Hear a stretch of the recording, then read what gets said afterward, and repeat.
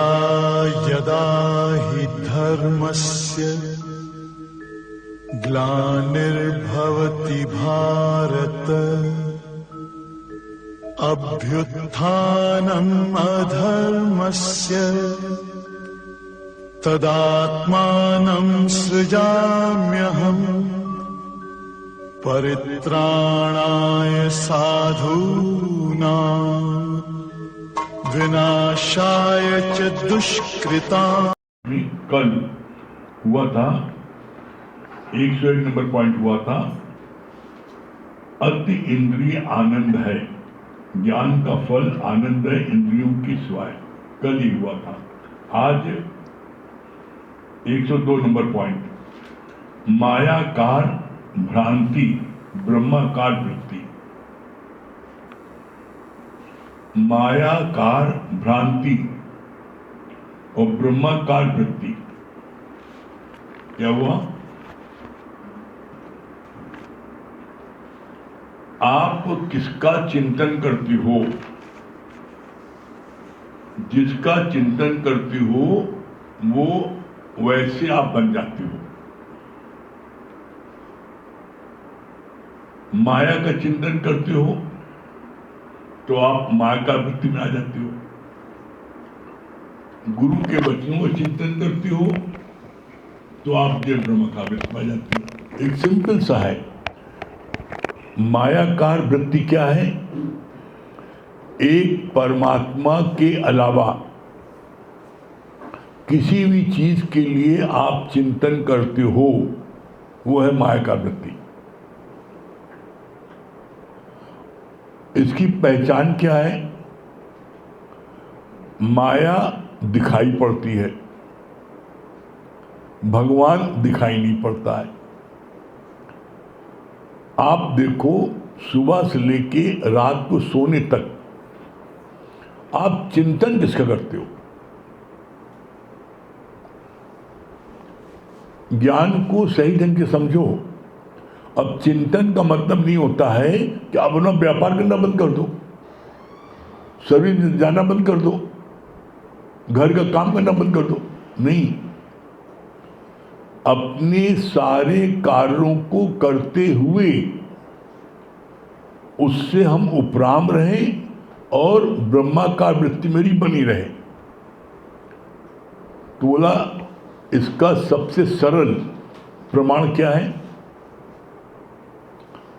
आप देखो, आप जब नींद खुलती है तो उस समय आपको कौन से वचन याद आते हैं? प्रातः काल नींद खुलने पर आपको गुरु के वचन या माया के वचन? गुरु के वचन क्या है? प्रातः काल नींद खुली तो हमने आंख बंद करके, हे गुरु आपका लाख लाख शुक्राना है, आपने रात में इतनी अच्छी नींद दी।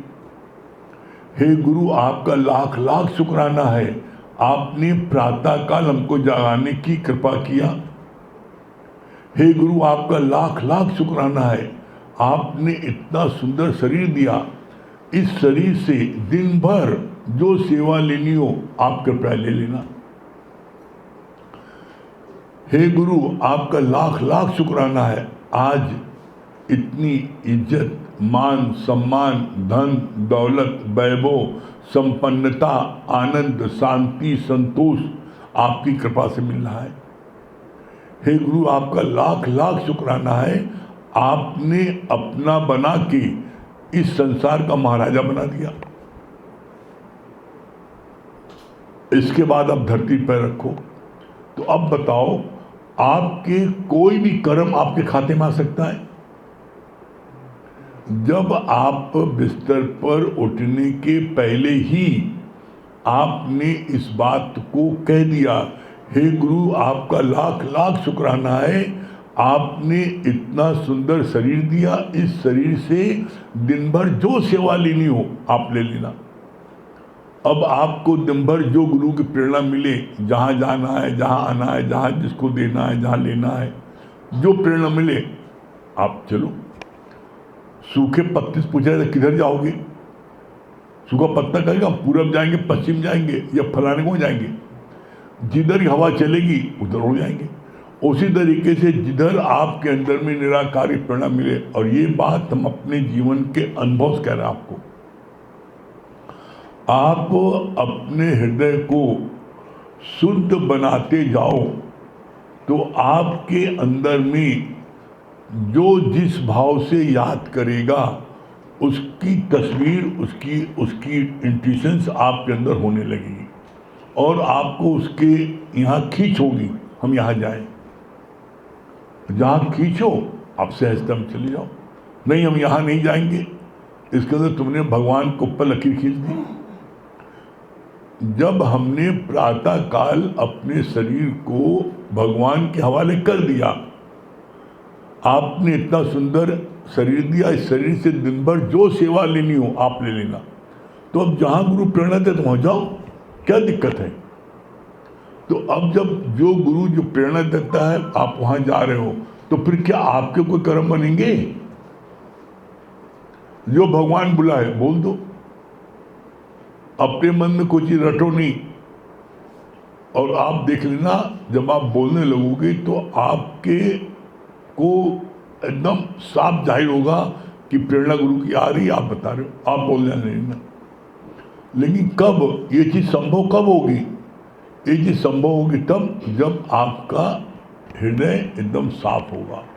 इसीलिए एक लाइन में पूरा उत्तर आ जाता है, अपने मन की करो सफाई और तभी देगा प्रीतम दिखाई। अपने मन की देखो सफाई आप करते हो कि दूसरे मन की सफाई करते हो? और जब मन की सफाई हो जाएगी तब क्या होगा? तब आप क्या माया का चिंतन करोगे? माया के चिंतन नहीं, भ्रांति। क्या वो कितना अच्छा बोला है कि मायाकार भ्रांति। आपकी भ्रांति बनती क्यों है? सिर्फ एक कारण से, जब आप अपने को जीव मानोगे, पापा मानोगे, मम्मी मानोगे, भाई मानोगे, चाचा मानोगे, अफसर मानोगे, क्लर्क मानोगे, कुछ मानोगे जीव, तो आपके अंदर में जगत की बातों का चिंतन होगा। अरे जब एक बात गुरु ने बोल दी, ब्रह्म सत्य है, जगत मिथ्या है, तो जो चीज़ मिथ्या है, जो जिसका कोई अस्तित्व नहीं है, हम उसके बारे में चिंतित क्या करें? हम उसके बारे में प्लानिंग क्या बनाएं? हम उसके बारे में दुखी सुखी क्यों हो? अब देखो, ब्रह्माकार वृत्ति क्या बोला है? हम लाए हैं गुरुद्वार से ब्रह्माकार वृत्ति। इस वृत्त को रखना मनुआ संभाल के, देखना ये वृत्ति ब्रह्म से पलटा न खाए, और देख छोड़ अमीरस, जहर पान न करे। अमीरस क्या, जहर पान क्या है? अमीरस है गुरु के वचन। जब आप गुरु के वचनों का चिंतन मनन करोगे, श्रवण करोगे, तो आपके अंदर में ब्रह्माकार वृत्ति बनी रहेगी। और जब आप माया की बातों का चिंतन करोगे तो आपके अंदर में मायाकार भ्रांति आ जाएगी। एक सिंपल फॉर्मूला है, इसका नियम क्या है? ये प्रकृति की तरफ से कुछ है कि कुछ कुछ समय बाद, हर 2-4 घंटे बाद आप उस ब्रह्म को भूल जाते हो। माया इतनी प्रभावशाली है, इतनी आकर्षक है कि लाख सावधानी बरतने के बाद भी वो माया फिर लपटा लेती है आपको अपने अंदर। तो ये माया न लपटाने पाए, इसका उपाय क्या है? तो इसका उपाय है, हमने जब गहराई में डूबे तो इसका उपाय ये लगा कि जैसे 2-4 घंटे में माया के विचार, माया हावी होती है, तो माया हावी कम नहीं हो पाएगी। जब आप वही 2-4 घंटे में तुम गुरु विचार लाओ, जैसे मछुआरे के पैर के पास जितनी मछलियां चक्कर काटती हैं, तो जो जाल डालता है दूर की मछलियां फंस जाती हैं, पैर के पास की नहीं फंस पाती। वो दिन में 3 बार डालता है जाल, तुम 3 बार पैर के नीचे उसके आ जाओ, चक्कर काटो। इसी तरीके से तुम 3 बार तुम जो है गुरु की वाणी का श्रवण करो, मनन करो, चिंतन करो। सुबह तुमने किया, वाणी सुनी, सत्संग में आए, इसके बाद में आपने वाणी का कुछ समय चिंतन मनन किया, क्या सुना हमने, फिर टाइम मिले, जहाँ 2 घंटे 4 घंटे टाइम मिले, आप फिर वाणी को श्रवण करो, गुरु वाणी सुनो। आप जो है, और गुरु जी की कृपा से तो इतनी अच्छी गुरु जी ने कार्य करा दिया है जो कि आपको बहुत ही लाभ मिलेगा। पूरा गीता का पहले अध्याय से 18 अध्याय पूरा गीता का जो है यूट्यूब में वो है, लोडेड है। आप मुरारी सत्संग खोलो, उसमें आप कुछ नहीं करो, आप बस ये यूट्यूब खोल करके वो आप जो है ये इसको जो है आप गीता का सुनो। आप गीता को सुनोगे पहले अध्याय से 18 अध्याय तक, तो आपके सारे संशय भ्रम अपने आप दूर जाएंगे। कहीं दूसरी चीज मत, सिर्फ उसको सुनो। आप सुनो, आपके देखो सारे संशय भ्रम दूर हो जाएंगे। तो जो गुरु द्वार से हमको ब्रह्माकार वृत्ति मिली, तो मेरी वृत्ति बोला रखना मनुआ संभाल के। संभाल के मतलब क्या होता है, आपने बर्फ का टुकड़ा फ्रिज से निकाला और आप बाहर आपने रख दिया थाली में, ट्रे में, वो देखो 15 मिनट सब घुल जाता है। बर्फ जमी रहे उसके लिए जरूरी है कि वो फ्रिज के अंदर रहे। इसी तरीके से जरूरी है कि आपकी ब्रह्माकार वृत्ति बनी रहे, तो उसके लिए जरूरी है ये लक्ष्मण रेखा सत्संग की। इसके बाहर मत जाओ, कहीं जाओ, पार्टी में जाओ, शादी में जाओ, विवाह में जाओ, मुंडन में जाओ, मरने में जाओ, करने में जाओ, कहीं जाओ, अपने 2 प्रेमी सत्संग रखो साथ में जरूर। चाहे उनको न्योता मिला चाहे नहीं मिला, न्योता तुमको मिला ना, सबको पता होना चाहिए 2-4 से कम नहीं आएंगे। आप अपने 2-4 साथ लेते जाओ। ले जाने का कारण क्या है? ले जाने का कारण ये, वो तुम्हारे पहरेदार बने रहते हैं। जब वो रहते हैं तो तुम्हारे रिश्तेदार, परिचित, दोस्त यार तुमसे माया की बात नहीं कर पाते, लिए घूम रहा है वो साथ में, क्या बात करी से हम। अब वो बात करना चाहते हैं, खिसियाते हैं, तो आपको उनसे बचना है। अगर आप साथ में नहीं रखे तो आप लाख कुछ बोलो, वो आपके साथ में अभ्यर्थता करके आप याद माया की बात करेंगे। लेकिन उनको संकोच लगता है, डर लगता है कि इनके साथ 3 ठो हैं, हम इनसे कुछ बोलेंगे तो पूरे शहर में हवा फैल जाएगी, इससे से बोलना था, वो डर के मारे बोलते नहीं। तो यहाँ पर आपको कैसे अपनी मंजिल प्राप्त करनी है, और इन लोगों से, ये सब कौन, ये सब राहु केतु हैं जो आपके समय को बर्बाद करते हैं। आपसे माया बात करेंगे और आप लाख न चाहो उसके बावजूद भी आपको बात करनी पड़ेगी। यदि आप अकेले रहते हो तो वो 4 हैं, आप अकेले हो, अब आप 4 खुद हो तो एक से एक निपट लेगा, आपको बोलना नहीं पड़ेगा। वो कहेगा बात करना है तो कुछ ज्ञान की बात पूछो नहीं तो हम लोगों को बात करने दो। जो 4 साथी आप रहेंगे उनके डर के मारे आप भी किसी से बात नहीं करोगे और वो भी बात नहीं करेंगे, आप बच गए। छूटने का तरीका ये है, और ये बात हम आपको खुद अपने जीवन में अप्लाई करके तब बोलना है। कहीं जाना होता है, किसी भी जगह, कहीं पहले तो शादी ब्याह में जहाँ तो हो सकता नहीं जाते, लेकिन कभी बहुत मजबूरी है, किसी को बहुत अधिक आग्रह है, तो हम अपने 2-4 प्रेमी को रोक लेते हैं, भी चलो चलना साथ में। तो उससे क्या होता है, उनका मान भी हो गया और हम पहुँच भी गए। तो उससे क्या है कि आपकी वृत्ति भंग नहीं होती है। तो यहाँ बोला 2 चीज़ें। पहली बात क्या बोली, बोला यहाँ पर मायाकार भ्रांति और ब्रह्माकार वृत्ति। तो मायाकार भ्रांति आपको तब होगी जब आप जो है जीव बनोगे और माया के बारे में चिंतन करोगे। और ब्रह्माकार वृत्ति कब बनेगी? जब आप जो है गुरु के वचनों का चिंतन करोगे। इसीलिए एक लाइन आई है, चिंता तेरी तभी मिटेगी जब चिंतन में ले लोगे राम। चिंतन में राम राम रटा नहीं है, कृष्ण कृष्ण रटा नहीं है।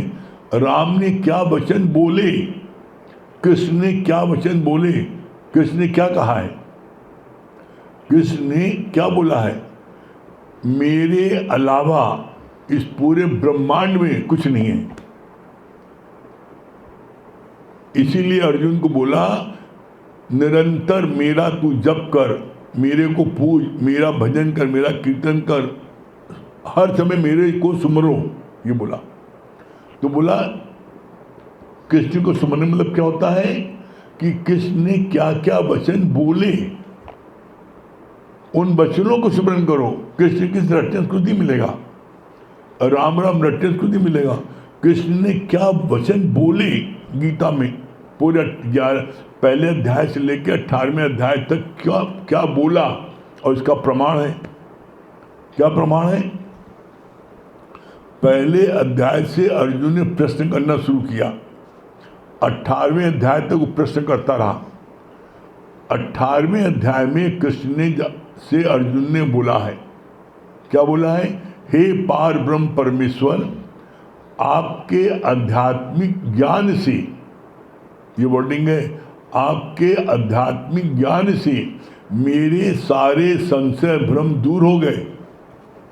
अब मैं अपनी निष्ठा में हूँ, अब मुझे अपनी स्मृति हो आई है मैं कौन हूँ। क्या उसको पता नहीं था मैं अर्जुन हूँ? लेकिन नहीं, अब मैं कौन हूँ मतलब ये जान के अब मैं वो ब्रह्म वही हूँ। तो ये चीज़ बोला, आपके ज्ञान से मेरे सारे संशय भ्रम दूर हुए। तो बिना ज्ञान के हर कोई धोखा खाए और निर्दिन पूछो पूछाए। बस हम चाहते हैं मेरी ब्रह्माकार वृत्ति बनी रहे, तो ब्रह्म दिखाई नहीं पड़ता, वो एहसास होता है। तो उसके लिए जरूरी क्या है? उसके लिए जरूरी है सिर्फ जब भी हमारा समय खाली मिले हम गुरु के वचनों को सुने, उसको सुने। नहीं सुनने का मौका है तो जो वचन हमने पहले सुने उसका मनन करें। माया की बात आप सोचोगे तो आपकी माया का वृत्ति हो जाएगी। तो माया की बात आप कितनी सोच लो, कुछ नहीं होना है। क्यों? गुरु ने बोल दिया है, सोचा सोच न होगी जो सोची लख बार, लाख बार सोच लो, जो होना वही होगा। तो काहे सोच रहे माया के लिए? इसीलिए कहा गया है, चिंता तेरी तभी मिटेगी जब चिंतन में ले लोगे राम। आप गुरु के वचन को मन मनोभाव करके सुनो, श्रवण करो, मनन करो। जब खाली समय मिलता है गुरु वाणी को फिर उसको सुनो, तो आपकी वृत्ति बनी रहेगी। मक्खन टाइट कब रहता है? मक्खन को फ्रिज से बाहर निकाल दो, वो पिघल के बह जाएगा, और उसको फ्रिज में रखे रहो तो टाइट रहेगा। तो आपको अपनी वृत्ति टाइट रखनी है। जो ढीली होती पिघल जाती है माया में, क्योंकि माया में गर्मी बहुत है, जहां आपने बाहर रखा वो पिघल जाएगी। तो अपनी वृत्ति हमेशा टाइट बनी रहे, उसके लिए हम इसी लक्ष्मण रेखा के, सत्संग रूपी लक्ष्मण रेखा के अंदर रहेंगे। मेरी वृत्ति हमेशा बनी रहेगी। कर ये देखो, और आपको अगर सफलता न मिले तब कहना, गारंटी है, ये बात अपने हम जीवन के अनुभव से कह रहे हैं। कहीं मत जाओ, माया का कार्य जहां पर है कंपल्सरी है, जीविकोपार्जन के लिए, उतनी तो उसके लिए बस। वो भी क्या है, उसको आप वो कर्म करो। जैसे आँख का काम है देखना, हाथ का काम करना, पैर का चलना है, तो उसको ढंग इस्तेमाल करो। लेकिन चिंतन मन हमेशा होना चाहिए भगवान की वाणी का। आप जितना आप इसका वाणी का चिंतन मनन करोगे उतना आपको आनंद मिलेगा। कभी घर से निकलते हो, रास्ते में आप चिंतन मनन नहीं कर सकते हो। चिंतन मनन करने के लिए कंसंट्रेशन बहुत जरूरी होता है, एकाग्रता। आप निकलते हो यहाँ से, घर से निकलते हो, अपने घर जाते हो, कुछ नहीं, कोई भजन की लाइन ले दोहरा रहे, भजन गुनगुना रहे। ये बात अपने अनुभव से कह रहे हैं आप। भजन की लाइन, घर से निकलो, आप कहीं जा रहे हो, कोई भजन जो प्रेरणात्मक गुनगुनाने लगो अंदर मनी मन, आपका पूरा रास्ता कब पार हो जाएगा पता ही नहीं लगेगा। अरे पहुंच गए, मतलब भजन समाप्त नहीं होगा, आप अपनी मंजिल पहुंच जाओगे। और लेस मात्र भी आपको थकाई नहीं लगेगी, और नहीं आप टेंशन गाड़ी तेज चला रहे हो, वहाँ पहुँचे तो सिर का पार सब थक के चूर, दिमाग थक के चूर। और आप कोई भजन गाते हुए जा रहे हो, पहली बात तो कभी आपका एक्सीडेंट नहीं होगा, क्यों भजन गाते हुए आप जो है गाड़ी कभी तेज नहीं चलाओगे, गाड़ी धीमी चलाओगे, क्योंकि भजन गाते समय आपको चेहरा तो बड़ा लाइट बनाना पड़ता है, स्माइलिंग फेस रखना पड़ता है।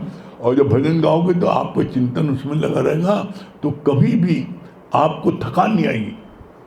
करके देखो और आपको फायदा न तब कहना। ठीक है, चलिए आगे अभी भैया बताएंगे।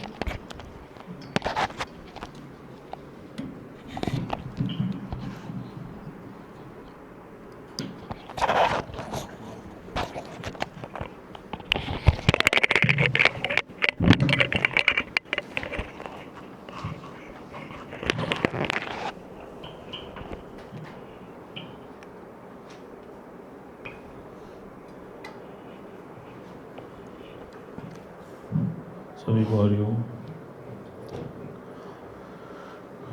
देखिए, जैसे अभी बात चल रही थी चिंतन और मनन की, तो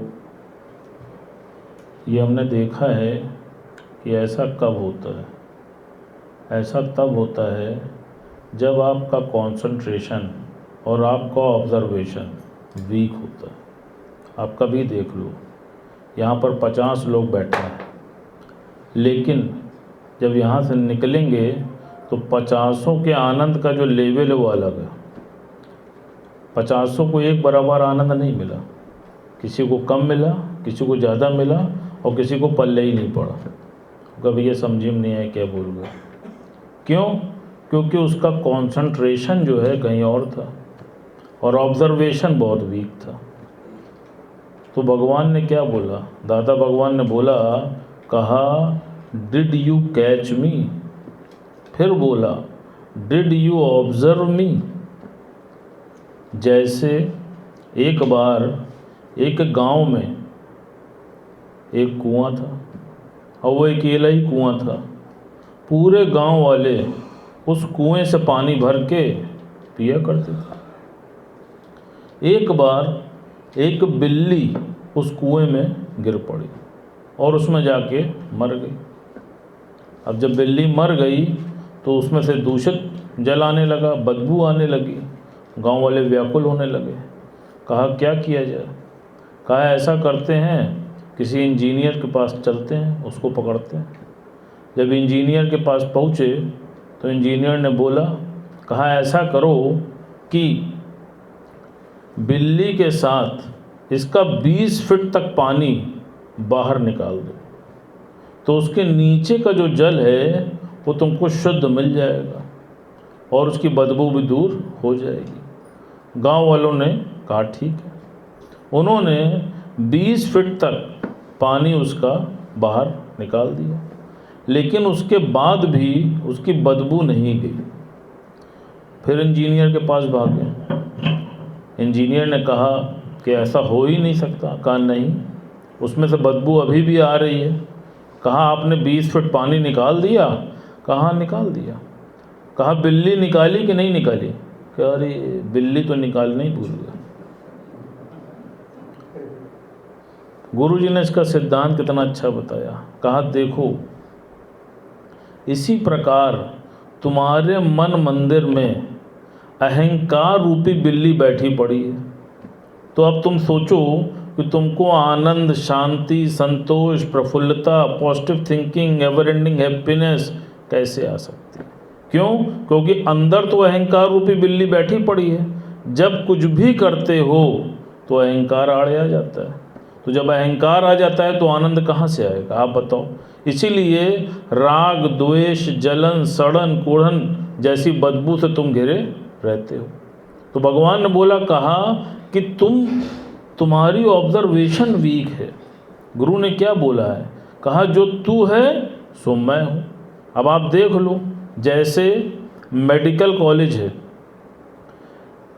एक साल में कम से कम 5000 स्टूडेंट्स MBBS क्वालिफाई कर जाते हैं और सबको MBBS की डिग्री मिल जाती है, वो सब डॉक्टर हो जाते हैं। उसके बाद उन डॉक्टरों को किसी सीनियर सर्जन के अंडर में 5 साल बिताना होता है। क्यों बिताना होता है? क्यों?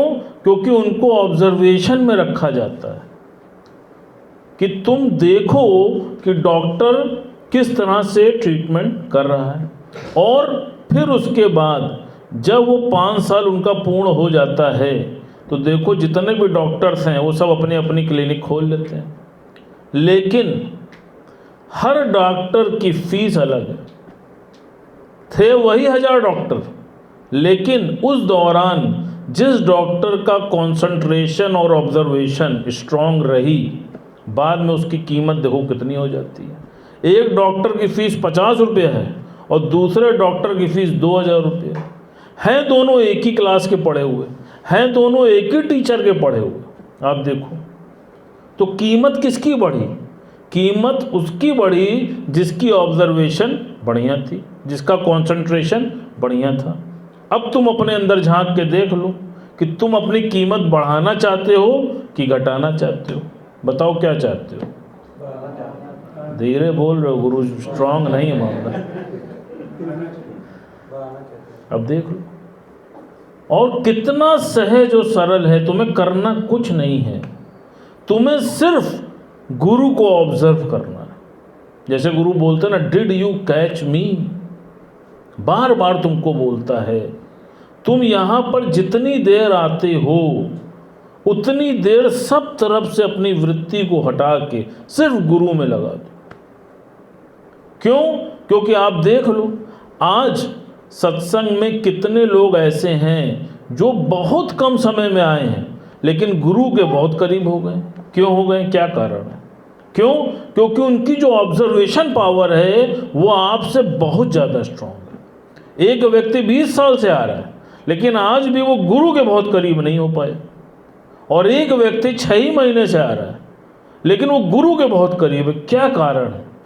सिर्फ एक कारण है कि उसकी ऑब्जर्वेशन बहुत स्ट्रांग है। आप देख लो, पढ़ाई करते हैं हम लोग, स्टूडेंट्स होते हैं, आप देखो आंसर ज़्यादातर सब स्टूडेंट्स वही लिखते हैं, लेकिन जो बच्चा टॉपर होता है उसकी लिखावट देखो कैसी होती है। वो हाइलाइटर से हेडिंग को हाईलाइट कर देता है, इंपॉर्टेंट पॉइंट्स को अंडरलाइन कर देता है। आप देखो जब टीचर उसकी कॉपी को खोलता है तो उसका एक अलग ही उसको स्वरूप दिखता है। आंसर तो सब ने वही लिखा है लेकिन उसका प्रेजेंटेशन, उसका ऑब्जर्वेशन बाकी बच्चों से अलग है।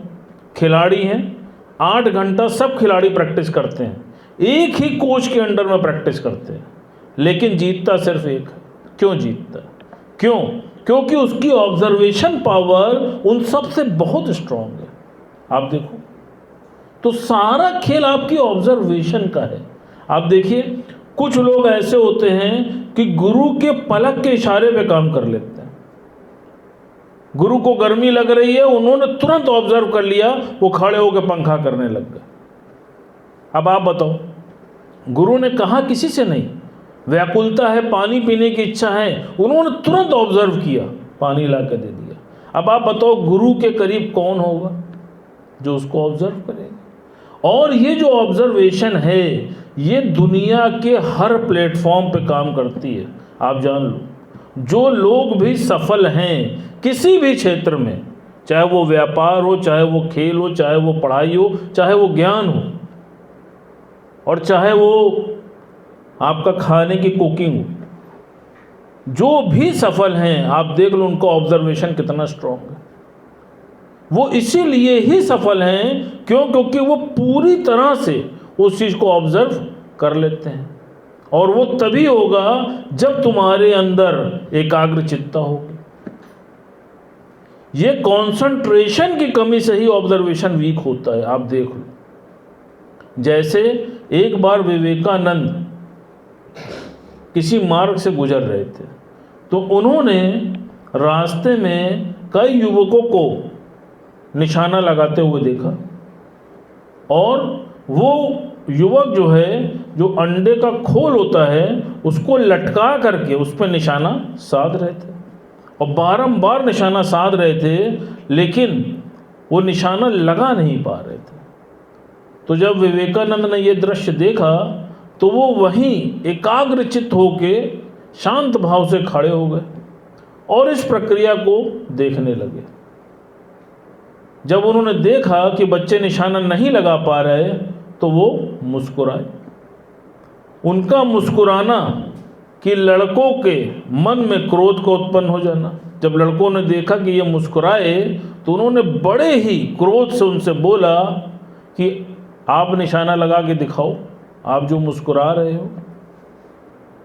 उन्होंने पूरे आत्मविश्वास के साथ उनसे उस गन को ले लिया और उससे पहले कभी भी उन्होंने गन नहीं उठाई थी और पूरे आत्मविश्वास के साथ उन्होंने उन बालकों से पूछा कि बताओ किस लक्ष्य को भेदना है। तो उन्होंने बोला उसी अंडे की खोल को भेदना है। उन्होंने जब पूरी एकाग्रता से उस पर मारा तो उन्होंने उस लक्ष्य को भेद दिया। जितने भी लड़के थे वो हैरान रह गए, वो आश्चर्यचकित हो गए कि पहली बार में इन्होंने भेद दिया। तो उन्होंने उनसे राज पूछा तो उन्होंने कहा ये तो केवल मन की एकाग्रता के कारण संभव हुआ। कहा लेकिन जीवन में जहाँ पर मन और लक्ष्य दोनों एक होगा तभी तुमको लक्ष्य प्राप्त होगा, वरना संभव नहीं है। अब आप इसी तरह देख लो, बैठे यहाँ हैं मन दुकान में है, बैठे यहाँ हैं दिमाग घर में है, बैठे यहाँ हैं मन पति में है। आप बताओ कहीं आप किसी लक्ष्य को प्राप्त कर सकते हो? आप खुद ही देख लो। जहाँ कहीं भी आप फेलियर हो रहे हो वो फेलियर होने का सिर्फ एक कारण है कंसंट्रेशन। आपका जहाँ कहीं भी कंसंट्रेशन वीक होगा आप देख लेना कि वहाँ पर आप सफल नहीं होगे। कभी कभी देखो हम सबका ये अनुभव है कि किसी दिन कोई वाणी चलती है तो जैसे दिल में उतर जाती है। कहते हैं ना हमने सुना तो बहुत बार है लेकिन आज जैसे ये दिल में उतर गई। ऐसा क्यों हुआ? क्यों? क्योंकि आज तुम्हारी लौ गुरु से लगी हुई है। आज वो तेज धारावत ज्ञान तुम्हारे हृदय में घट कर गया, कल नहीं किया। क्यों?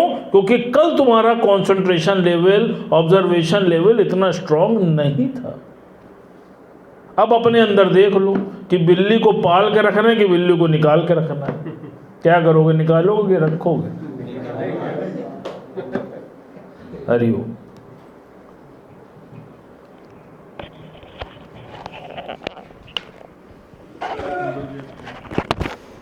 दुर्गेश भैया दिल्ली